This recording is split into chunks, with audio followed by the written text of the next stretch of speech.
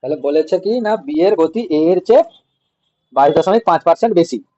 তাহলে 22.5% মানে কত হলো? 9/40, তাই তো? তার মানে স্পিডের রেশিও কত হবে এ আর বি এর? 40:49। আমাকে যে কোশ্চেনে আছে বা ডাটা দেওয়া আছে সেটা ডিস্টেন্সে দেওয়া আছে, তাই তো? স্পিড আছে, টাইমও দেওয়া আছে, কে কতক্ষণ চলেছে, তাই তো? এ কতক্ষণ চলেছে? কত? 21 ঘন্টা। বি কতক্ষণ চলেছে? 25 ঘন্টা। আমাকে তাহলে ডিস্টেন্সের তো রিলেশন দেওয়া আছে, তাহলে ডিস্টেন্সে আসতে হবে। ডি ইকুয়ালস টু কি হয়? S into T. তাহলে এই এস আর টি যদি গুণ করে দিয়ে ডি পাবো, সেই ই ইকুয়ালস টু পিসিতেই তো শিখেছিলাম, আজকেও বলেছিলাম, তাই না?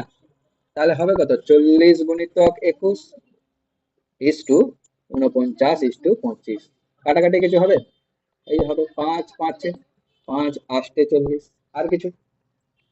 হ্যাঁ, 7 7 7 7 49, 7 3 21। তাহলে রেশিও কত হলো? 8 3 24 ইস টু 7 5 35। ঠিক আছে।